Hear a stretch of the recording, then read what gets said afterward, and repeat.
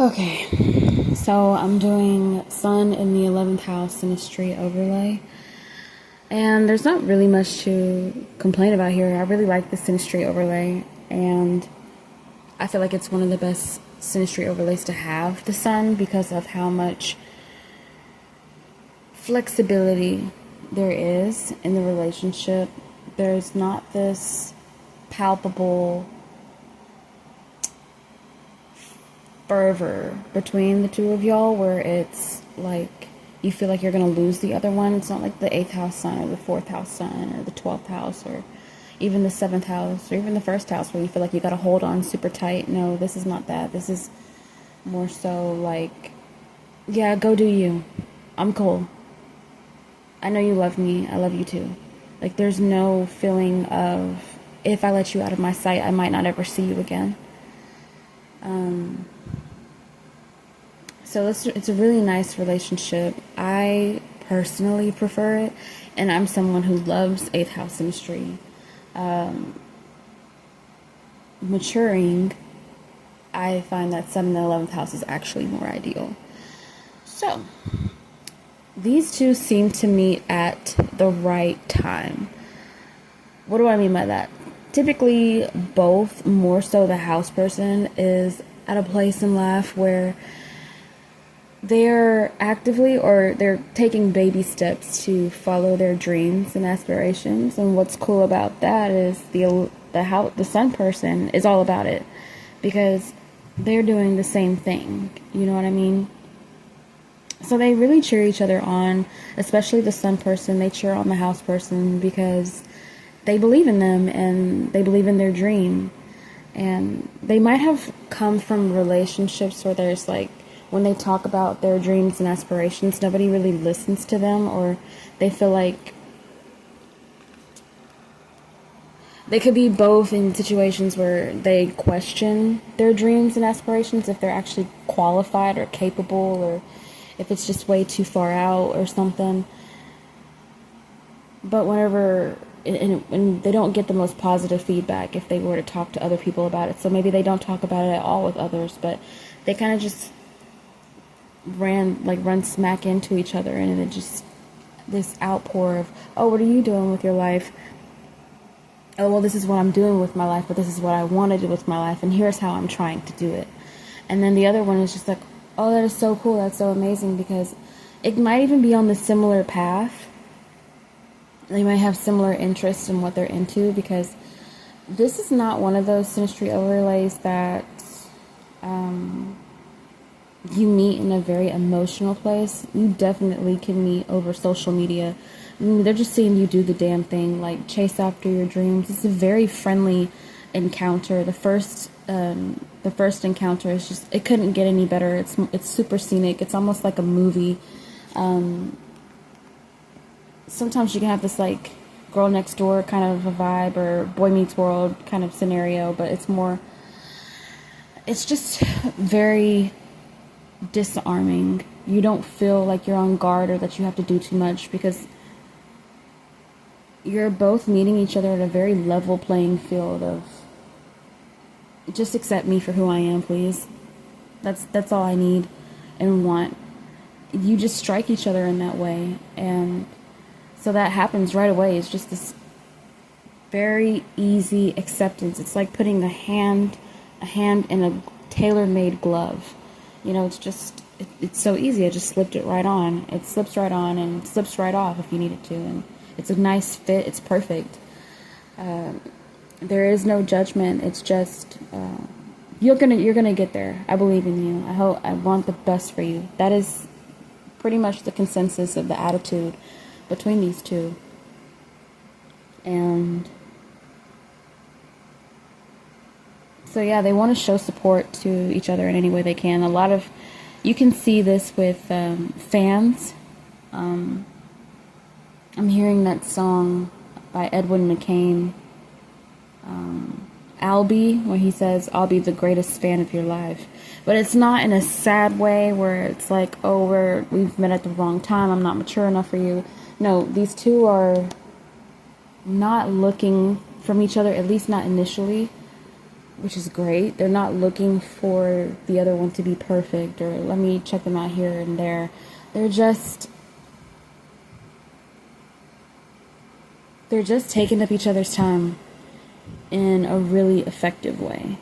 Because, I mean, if you're going to waste time with someone, I don't think any time is wasted whenever you're being encouraged and, you know, you're seeing progress in their life and your life progresses as well. Like, that's absolutely stunning and something that I guess many couples would aspire to have. You grow together and not apart. You know, because this is kind of like you meeting on the come up. I met you on the come up kind of thing. I met you whenever you just started your singing career and you were in the recording studio. You could literally, if you're artists, you could meet in a recording studio. Sorry, I got a call in the middle of that. I'm going back to school, so I have to finish my testing and all this stuff so I can get in my classes. Anyway, which is actually a really good point because, oh my god. Okay, sorry, I just had an epiphany with that. But yeah, this is like I met you on the come up kind of thing. And whatever your interests are, you both support each other in that because y'all have the same kind of interests or they complement one another. Say one is a poet, one is a singer. So maybe you collab and they can be a songwriter for you or something like that. Anyway, y'all kind of run in the same circles. Or you just meet on social media. It smells like something is fucking burning in the kitchen. But there's too many people in this house for that to be my business right now. This is also what people don't talk about with the 11th house is that, yeah, it is ruled by Uranus, and that's kind of like unpredictable and quick. It's also ruled by Saturn. It's co-ruled by Saturn. And Saturn is about waiting, right? And you got to consider you're coming out of the 10th house into the 11th house. So it's not that you have to super like establish yourself. It's more so that when you're taking steps into your North Node, the people who align with your North Node show up. Ooh, that was a fucking word right there. That was a word. When you are taking steps in your North Node, the people that align with that path who are good for you, they show up. And so you start seeing people because your North Node is also your 10th house. You start seeing people who benefit you, who are good for you, who you're good for, who are healthy, who are constructive and conducive and supportive of your journey to where you're supposed to be in regards to your North Node. And that kind of ties in with the 11th house. You know, those people kind of just come along for the ride whenever you're at the place where you're meant to really shine and really, you know, become who you're supposed to be in this life. I hope you can still hear me. Oh my fucking god. So, I was having technical issues there, So this is also somebody you didn't know could ever exist. Because the 11th house, I don't think people really pay attention so much. I guess if you are on social media every day, then maybe. But if you're not someone who's like a social media addict, like you don't live on Twitter or Instagram or Facebook or whatever the fuck else they've come up with these days. But maybe somehow or another you come across this person. I would have to say that it would be on social media.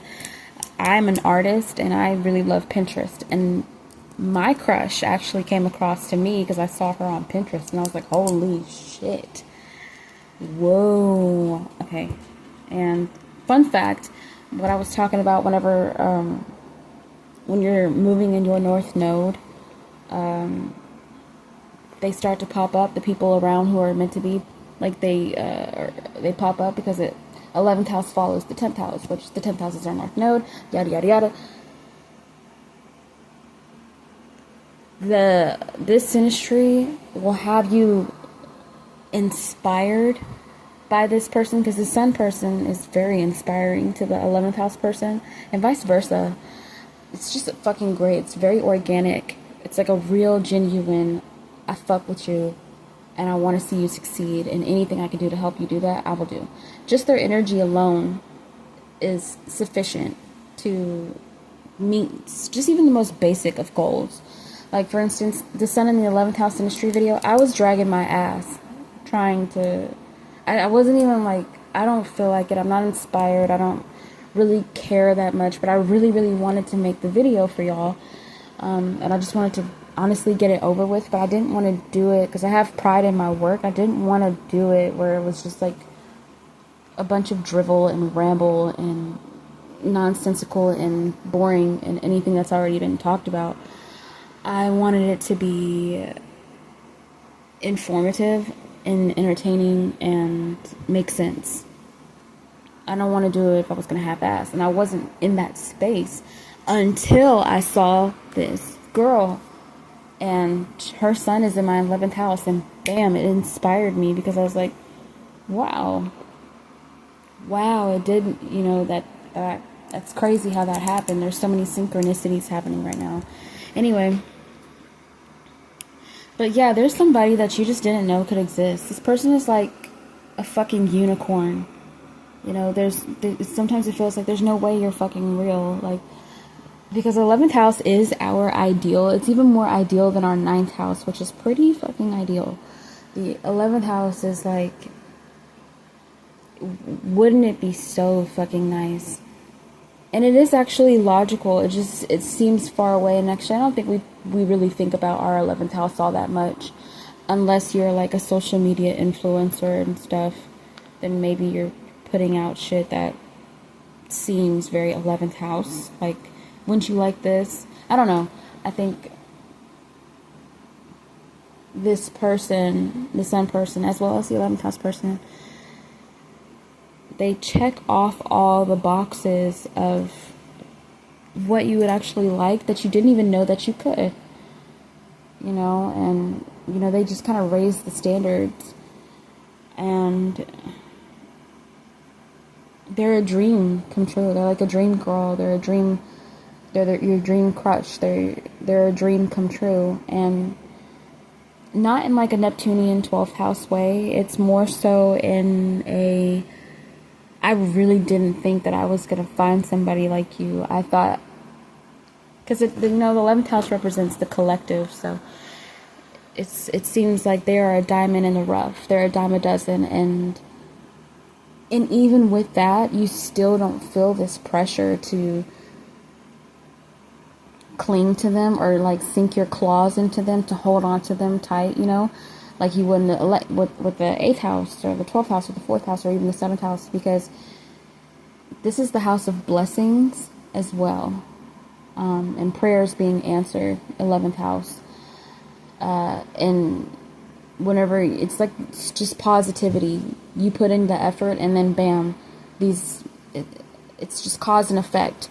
You work on your 10th house and you just be authentic, you be yourself, and then bam, the 11th house blessings follow because of it. It's really just the aftermath of the 11th house. It's your, they feel like a reward, this person, for all your hard work and steadfastness, and they feel like a true payoff, right? Because you're coming out of the 10th house where you're putting in your effort, you're putting yourself out there for one.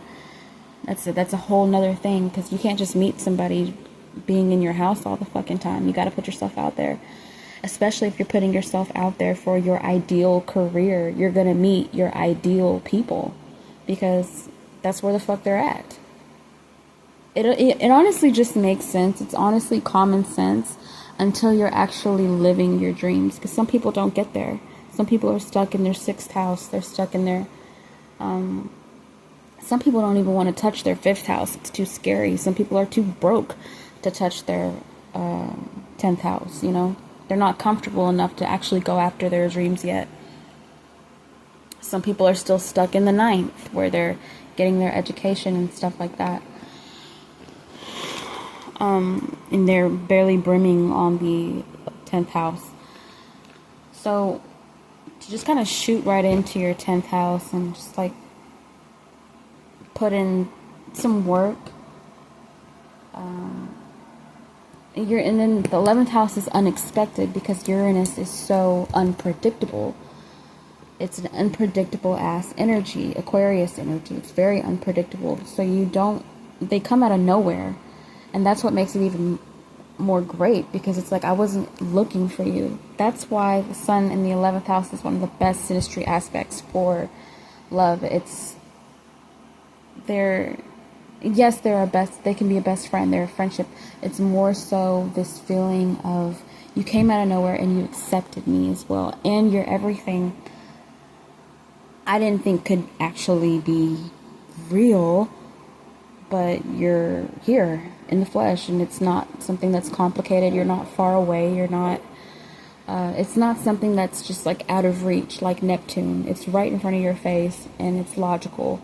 And if you tend to it, it'll give back. So for the most part, they stay out of your way. Both of these two stay out of their way. Sun in the 11th house. Sorry if you can hear my dog barking. They will always give you the benefit of the doubt. And trust happens actually very quickly with this synastry overlay. And it's like, how would you trust that quickly? Uranus doesn't have an issue with trusting. That's the thing. Uranus, Aquarius energy typically doesn't invest in anyone that much to care about trusting them. They trust the moment. They trust the process. They trust your humanity. And that's what's happening between these two people. There's not this, again, it's not the 8th house you're dealing with. It's not the 4th house. It's not a water house. It's just a very factual cause and effect house. And you're not really looking for anything for each other. You just want to support each other. And it's easy to trust someone who just wants to support you, and they show that. And they just honestly cannot imagine you, of all people, would ever hurt them. So I will say, look out for harsh Pluto aspects, or, because it can signify if you do have that, like a jealous or possessive friend, But for the most part, this is your 8th Kun boon. It's not anything that is nefarious in any way, shape, or form. It's also your house of fans, your genuine fans, not the crazy ones like Neptune. Not like the 12th house, or even the 8th house sometimes. But it's genuine. They support you. They go ride for you, no matter what. And that's something that can happen here. Actually, the quote, time heals all wounds, say something did happen between y'all that was kind of shitty, or kind of left a shitty taste on the palate. Time heals all wounds is very true with this synastry overlay. You two will always come back to, I remember why I liked you. You're friends at the end of the day. You accept one another, and it's really, really hard to fuck this up. Unless you're just like outright disrespectful. It's very, very hard to ruin this, because there is that comfortability of just like you not only know me, but you try to know me every single day, regardless of how that looks or how I act. And this person really does give you the benefit of the doubt, regardless of how stank your attitude is or whatever. They just accept you. It's a very genuine place. It's a genuine aspect, and it's something that I think is, if you're digging for synastry aspects in the treasure chest, this is the one you're going to want to pull out. So that was Sun in the 11th house synastry overlay. I hope that was very helpful. I'm going to come back with Sun in the 12th house synastry overlay. I did say that I was going to do Moon in the 8th house synastry overlay this Friday. It's looking like a stretch. I'm sorry, but I have to be honest. I'm going to try, but if I don't, look out for it the following Friday, okay? So, see y'all in the next video. Bye.